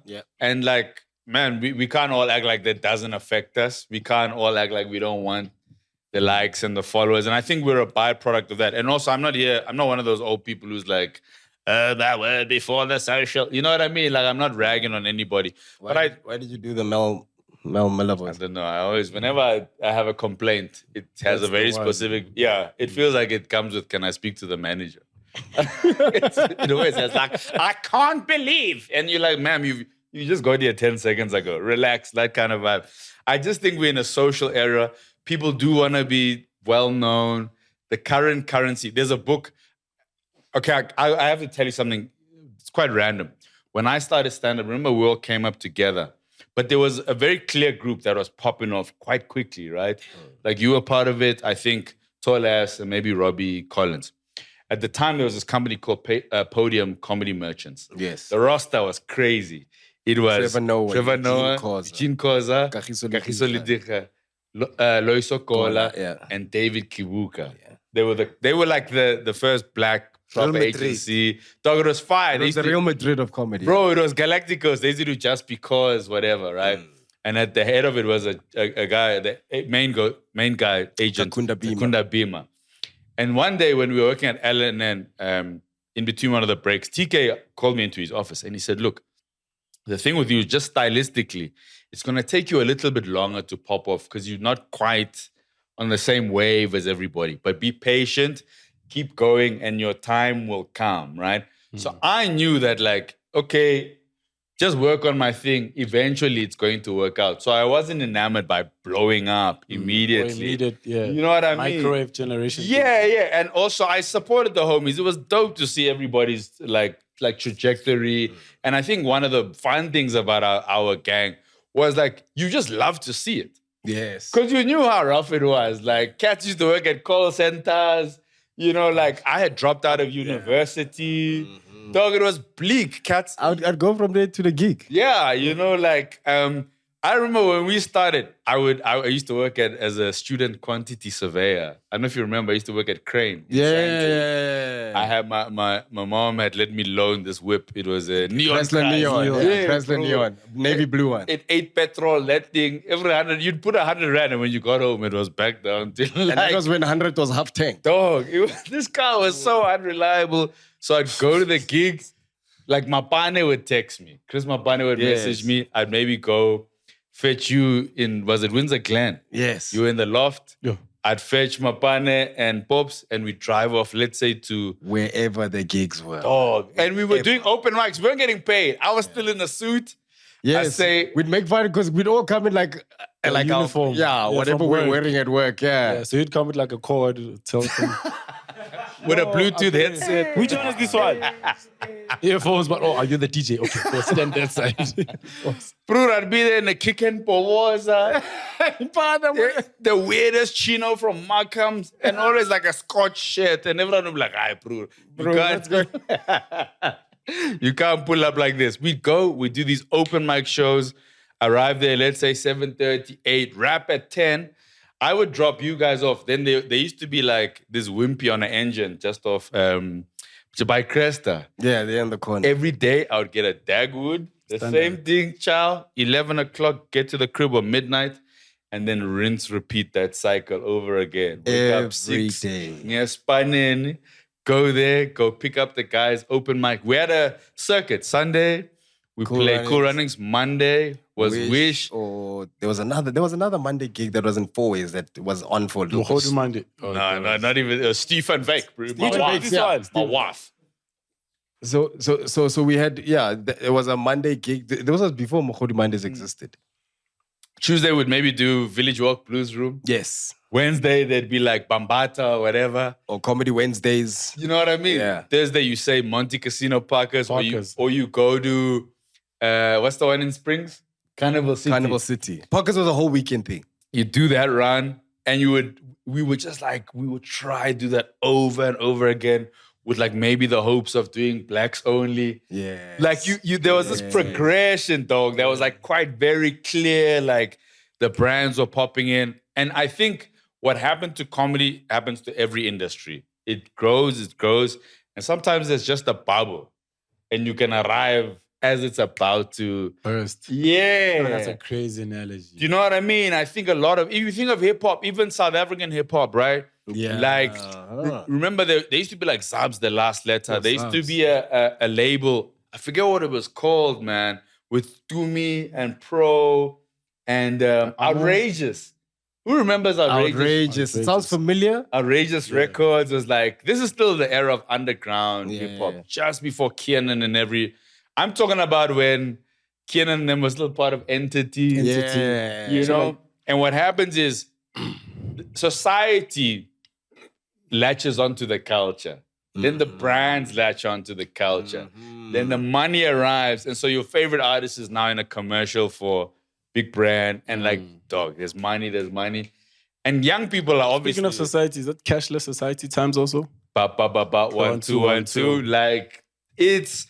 So anyway, things grow, they blow up, and young artists and young people see that blow up, and that's when they enter. But it's like, hey, you are late. By the time you're buying stock in that company now, it's already hit. That's gone. Yeah, it's peaked. Yeah. As you are buying the crypto, bro, it's like, hey, we are all especially in Joburg. I feel like the Joburg crypto is gone. Like, especially when it comes to comedy. But also for me, the problem is the Grootmans, man. Like the Grootmans, man. Like, we have a huge Grootman issue in terms of younger comedians. Like, because you see a lot of young comedians that want to do all these things, but we have a lot of hurt Grootmans by the industry. And this is across all Grootmans, whether you're a female Grootman or a male Grootman. Grootman, do you understand? So like so you have a lot of people that are hurt by the industry for very valid reasons, right? And obviously, when a lot of these guys are coming up, they have no understanding of the intricacies of those situations, and then you find these Grootmans are taking it out on these guys. So what they do is that now you have a lot of young guys that are aspiring to be like these Grootmans, and then they end up becoming Grootmans of small gigs. So now the industry becomes like, a gig on a Tuesday. Then it's like, yeah, I'm the boss here. You saw what I did last week Tuesday to 7 people, you understand? So there's no industry around that thing. It's because they're also thinking in the ways that they're also being held back from doing what they actually want to do or pursuing the routes that they want to pursue. So a lot of comedians, especially in Joburg, are very frustrated, very, very, very frustrated, because there's all these things that you want to say, but no place to say it, no one to ask. And every time you feel like you're supposed to be doing something, your Grootman now becomes your contemporary. You can't fight a gig with somebody with somebody who's been a Grootman in the game for years. And that's where we are right now. And it's sad to see that, but it happens. It's happening. I do want to say, like, I think wherever the world is now, there's an opportunity for us to go back and revisit the idea of community. Yes. I think so. That's literally what my question was going to be to you. Was okay with all these things that we've discussed. Where to now? What is the solve? In your opinion, how do we fix this? I think broadly speaking, in whatever thing you do, if you see something you don't like or a system that you don't think is supporting people, you always have an opportunity to change it. I think we have to start developing young people who aren't just happy to say things in the background like, yo, this is whack, this is bop. You have to take that initiative and grow, you know. Fix the problem. And it's hard. And I think the reason Kitcheners was so important is because we were these young comedians and kids who didn't have a place to say the things we wanted to say. We weren't necessarily being booked by the major brands. We weren't getting the deals, but we weren't resentful of anybody. We just decided, you know what? Let me figure out who I am as an artist. Let me work on myself so that when an opportunity arises, I'm ready. And we build communities around and for me, it's big, like we mustn't hate, like to everybody, like when you're not getting the opportunities you think that you deserve, it's okay. Build something that supports what you do, that supports other people, and that cultivates a culture of growth and supporting people. I think it's hard. It's a hard time now to live in.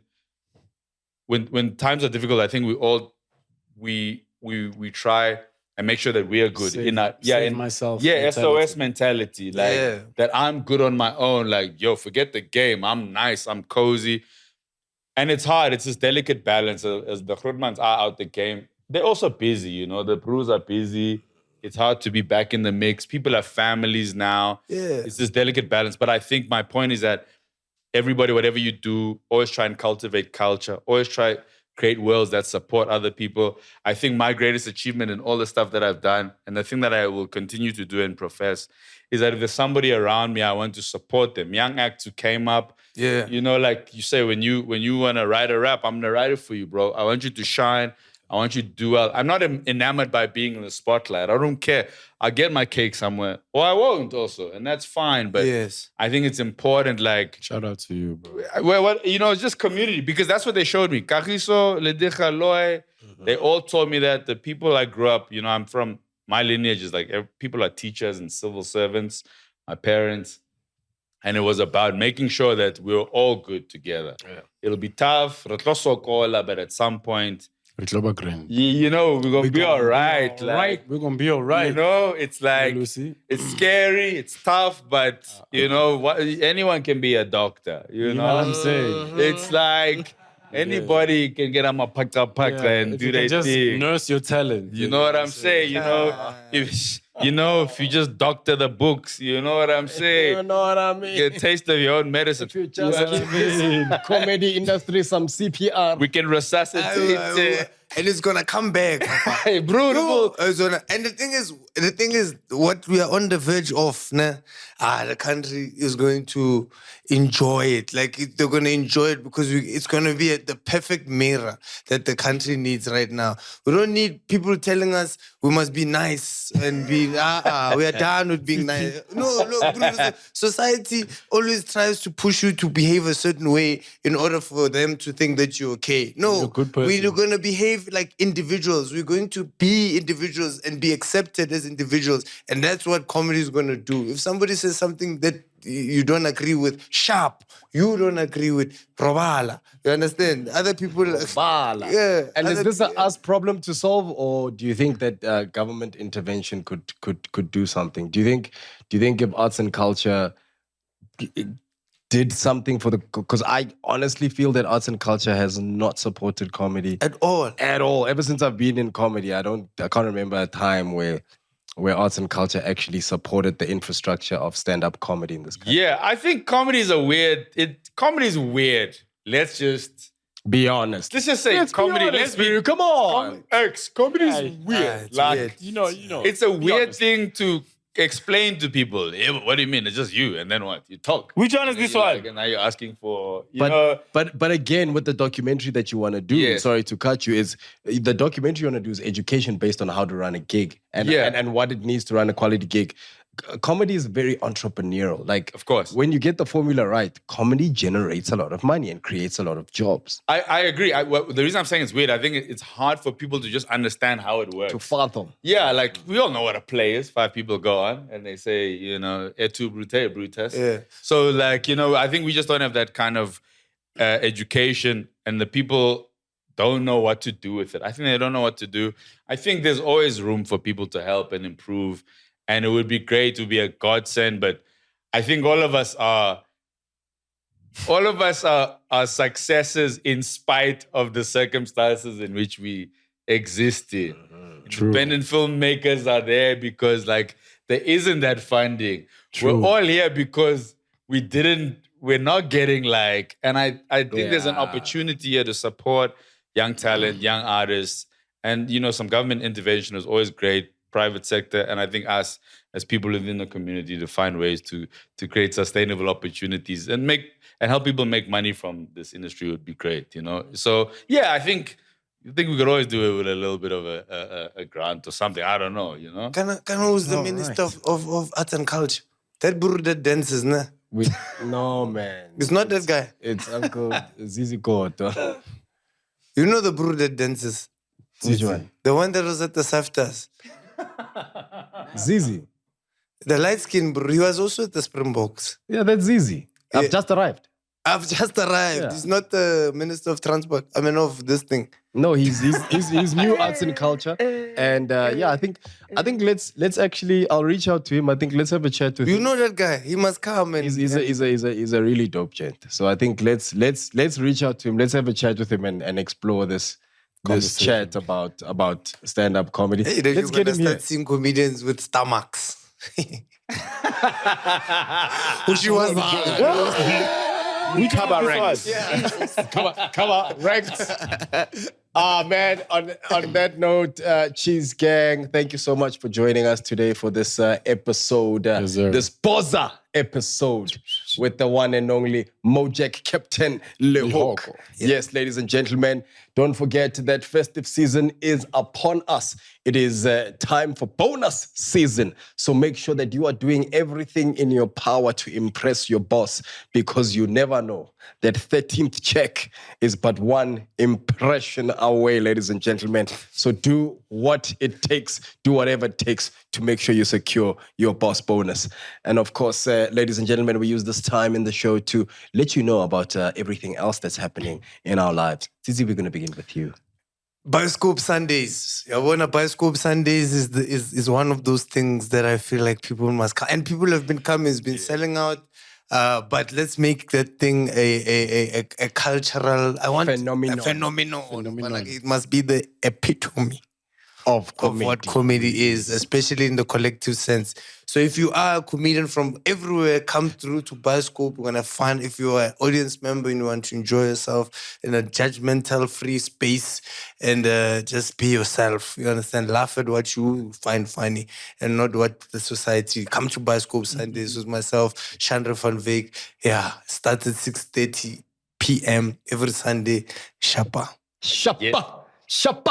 And of course, the man who's in the business of Horekisa energy, Aribue Liena Mushimani, or representing drink Ebaibitang, Mulo Omongata, Mofire. More fire flavored Sean. When you see a green can, buy it ×3. That's the rule. And your boy has been nominated GQ Men of the Year for People's Choice Awards.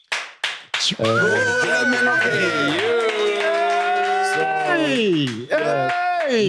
social media bio. Caitlyn Jenner, but winner Woman of the Year. The Robot winner Man of the Year. It's the People's Choice. So that's the title, GQ, but the award is People's Choice Award. People's Choice Awards, the son of the People's Poet. In my bio. We forgot to announce our awards. And guys, at the year-end function of the podcast network, we, Popcorn and Cheese, won Best Segment, which is for the skits. Spirit, why aren't you clapping? The team is the atheist. So Best Segment, TT won Best Ghost. Yeah! Ghostman boy. This campaign was won by someone else, but Jesus. everybody in the table felt like, nah, we should have won Woods. So they gave us that award that wasn't given to us. So best campaign, Woods. Yeah, repossessing awards. Which one is this one? And Oh then yeah, this one is interesting. your boy won Soldier of the Year because of the flying out the country and landing right in studio to still shoot for you guys. So Soldier of the Year, Robert Boy. I won Soldier of the Year. Man of the Year, Soldier of the Year. Guys, Best dancer in Africa. out of every podcast on the whole network, Popcorn and Cheese won Podcast of the Year. Oh! 5 awards, ladies and gentlemen. And Pop scored a special mention. What's wrong with you? No, they were Which like, one we is miss this one? Yo, yeah, that's it. Link is in bio. Pops. Where are you? Pops, So when I got to Marikwane. that next, go the awards, gents. Eh? Ish. Hey. No, but the podcast of the year. I attend on awards. That's ne? him. Yeah, they've been purchased, these awards. Yeah. Mojek, anyway, Yes, sir. on a much lighter note, what are you up to these days besides cutting your hair and changing your life? You can catch Miseducation on Netflix. I wrote on that. That's a brilliant one. Thank you. Thank Talking you. about it. You should have worn the jacket. Jesus. 2024 new show Amazon hosted by Trevor called Last One Laughing. That's dropping. Did you win? Nah, I can't say anything. I know what you're talking about. And We need to talk about that off air.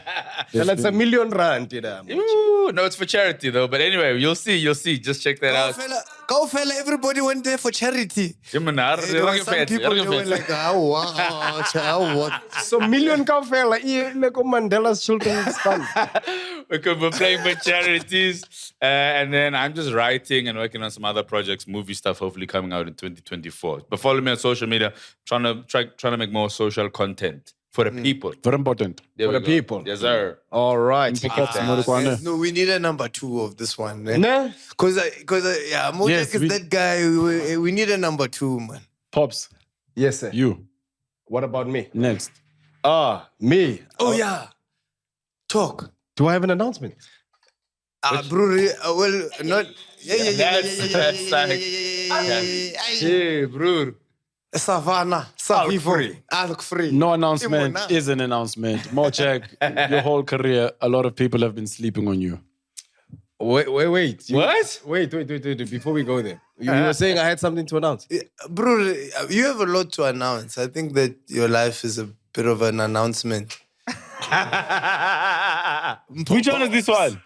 Right now. What am I announcing? Pops, What? what's going on? No, this is reminding. I forgot. I don't know. Oh, wait, okay, we can't talk about that stuff, but there's very nice stuff coming out. Oh yeah, but we're still making that. Yes. So yeah, we can't talk about it yet. stuff we have. But, yeah, Because what if it doesn't air? Hey, You know what I mean? you understand? Sponsor. You have placed the horse before the trim. Yeah. So let's not do that. For me, man, I'm just busy with stuff, but more than anything, I wanna take a break, man. I can tell, man. I'm very tired. You need it, bro. You need it, bro. It's fatigue season. Eh? Nah. Yeah. Jen, So Robert was going away. Jen, I'll take you to Sun City, dog. yeah, please. December is like the longest 2 months When of the this year. airs, I'll be away. Titi's right. Yeah. Yeah, nah. So as you were saying, Robito, Yes. Mojak Lihoko. Thank you. What? A lot of people have been sleeping on you. But here on Popcorn and the Cheese, we don't sleep on you. So I want to show you appreciation by giving you a pillow. As Dali Tambo back then from People of the South. Hey. You remember, and you are one person that should remember that show. I do. Yes, Mojak. So we just want to say thank you for being on. Is that how he spoke? This is you. Yeah, that's how he What's spoke. that the whole time I've been pretending like I know this Dali How's it Tambo? been, Johnny? You know Charlie Chambo? Charlie Chambo. Already won scenes. It was him and Felicia Mabuza that were killing the game at Oh the my time. God. I won't lie. I feel like I should talk like this for all the times. Listen, Mojak, we want to say many people have slept on you. Yes. We at Popcorn and Cheese are not sleeping on you. Thank you. And We that want to pillows thank for you you for to the take opportunity home. to have you here. Thank you. Yeah. You are half man, half amazing. We appreciate it. You're a legend. Ta. Who knew that one day we would grow up to be the versions of Tupac and Snoop Dogg. Snoop Dogg. Hey, mara, Tupac man, cause he was Tupac. He said this in the beginning. So yo, man, like honestly, that's talking about appreciation. Thank you so much for coming, bro. The brothers, thank you, man. Trust, man. You my boy. Big love. Everything I've ever said to you, I mean it from the bottom of my heart. I'll say it here in front of everybody. You're one of the greatest comical minds I know. Yep. You're one of the greatest hip-hop minds I know. Yep. And you're one of the smartest people I know. Yep. You know, people will judge you for taking 8 years to do your quantity surveying degree that should have been 3 years. But you took that long because you were still building your comedy career. Yes, sir. And everything, you know, and I love seeing where you're at because it's a culmination of all the work that you put into building who MOJACK is. Yeah. You're writing Netflix shows, you're soft P producing. Soft directing. Yeah. You know, you're doing so much in the game, bro. And it's just like every time I see, like when I saw your name on Miss Education, I was like, yeah, that's my dog. Thank You know you, what I mean? brother. Yeah. You've been killing it, stay killing it. Yeah, man. Whenever I see you, man, I'm proud like a father. Yeah. Thank you for having me, guys. I really appreciate it. Man. Yeah. Like you guys are doing big things. Big love. Thank you, guys. Shout out. And like, Mojek. Thank you, everyone. Thank you very much. Thank you. Mojek. Hey, Mojek. All right, ladies and gentlemen, from me, the corn that pops. And the cheese that's great. We are RoboPops. And just like MOJACK's TV show, Miss Education, we are out. Thank you, Tom. That was fun, Jess. Yeah. It's the popcorn and cheese end of year freestyle. TT, aka Teaspoon. I'm here with Poporito. I'm here with Roborito. And I'm here with Mojekito. Wanna go over the raps. Rap. Let me start. It'll get a beat. Yeah. My mother was a teacher. Neki kuishisha skolo. My girl is fine. I'm wanna blind. Ke wanna chirac every day. Baby go rata too much. And then I repeat it's just to watch. Please don't touch. Maraboshiru are touch. Touch. Akamutlogele. Le frogo ga robetse ke a mo toucha. Ke a mo tsosa ke a mo toucha. A ke no toucha motho a robetse. Ke re baby tsoga gopela o toucha. A re toucha. It's a family show. So I guess I touch. I need to get a team. Mara speedy ribita or get touch. Hey, touchy.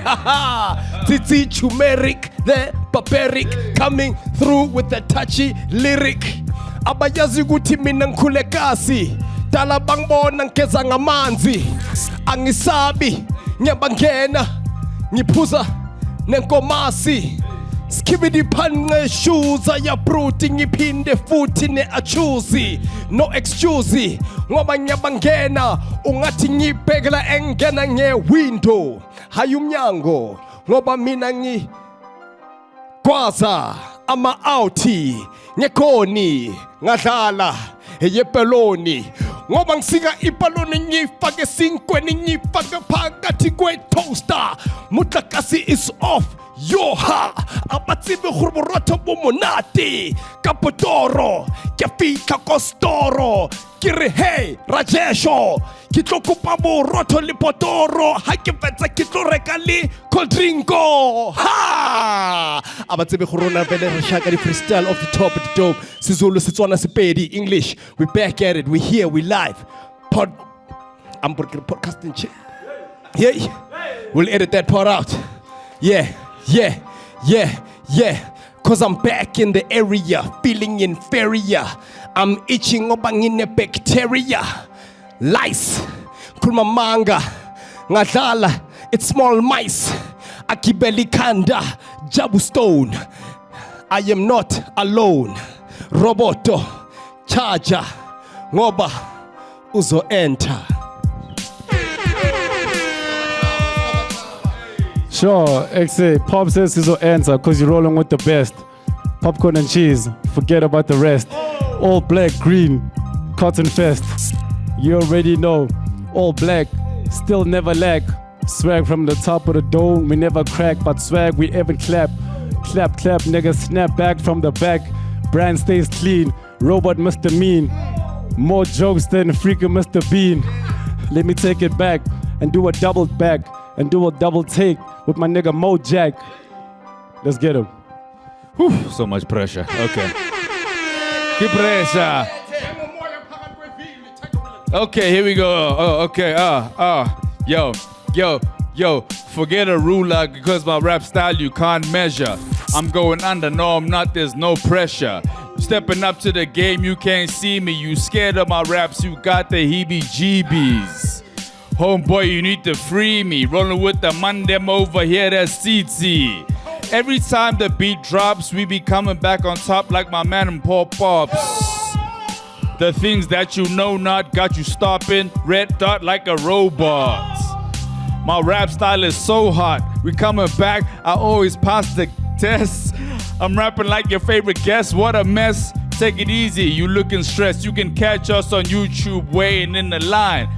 Fire so style like it's summertime. I'm losing my words, but now I'm about to finish. From Shipiti into the English. Leona Safari Dragaspedi. That's the popcorn and cheese cipher. Hey, Oscar Papel, I'm not too much. Yeah, I'm shitless. Mara arrogant. So, bye bye. Shitless Genotos. More fire in the block. More guns in the Glock. More bullets never stop. On time with a clock. I try to watch, you better watch out. ROBOT times 3, you better clock out. Mojek, teeth and pop-pops, you better knocked out. More punchlines than knock in your music. ROBOT, that's how we fuse it. What did you do? Yeah, well, pretty ugly, that was a knockout.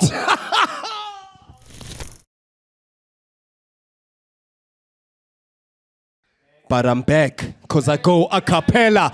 Na fella, the lyrics sucker, I didn't know fella. I'm back in the studio alone, even though I'm in my zone. These guys are gone, oh now they're back. Like Mukokoto of the ribs, sis ribs, gospel choir. You know me, I leave it higher.